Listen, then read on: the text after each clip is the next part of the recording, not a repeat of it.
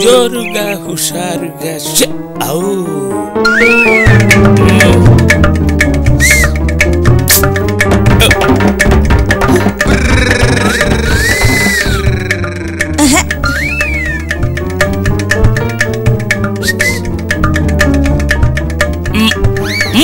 మూతి పగులుద్ది. ముద్దిస్తే మూతి పగిలినా పర్లేదు, మన హైట్ కు తగ్గట్టుంది, మంచి బలంగా కూడా ఉంది.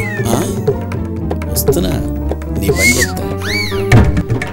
ఏం చేస్తున్నావు? ఇంకా ఏం చేయలేదా? ఆ అమ్మాయికి సైగ చేస్తున్నావు కదూ? సైగే చేస్తున్నా. నీ వయసు ఎంత, ఆ అమ్మాయి వయసు ఎంత? నా వయసు స్వీట్ 60. ఆ అమ్మాయి వయసు ఎంత కనుక్కో. వయసు తేడా తెలియకుండా, తారతమ్యాలు లేకుండా ఆ అమ్మాయిని నువ్వు ముద్దడు. నిన్ను చూసి రోడ్డు మీద పోయేవాడెవడో అదే అడుగుతాడు.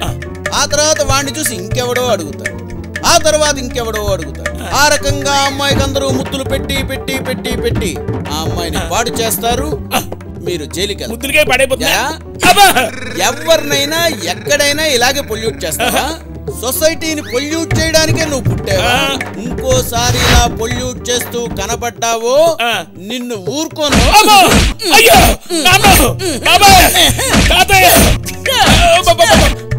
మహానుభావ, ఎక్కడా మూత్రం పోయిను, ఎవరిని ముద్దు అడగను, పొల్యూట్ చేయను, నన్ను వదులు. ఏంట్రా బాబు ఇలా కొడుతున్నాడు? Thank you very much sir. Thank you కాదమ్మా, నాలాంటి వాడు ఎవడో ఎప్పుడో ఎక్కడో సొసైటీలో కనబడుతుంటాడు, కానీ అలాంటి వాడు అస్తమాను కనబడుతూనే ఉంటాడు. మీరే జాగ్రత్తగా ఉంటారు. అలాంటి వాడు కనబడ్డాడనుకో చెప్పు తీసుకొట్టు. తప్పకుండా సార్. ఆడవాళ్ళందరూ మంచి శక్తివంతుల్లా తయారవ్వాలి. జై ఆడవాళ్ళు. జై జై.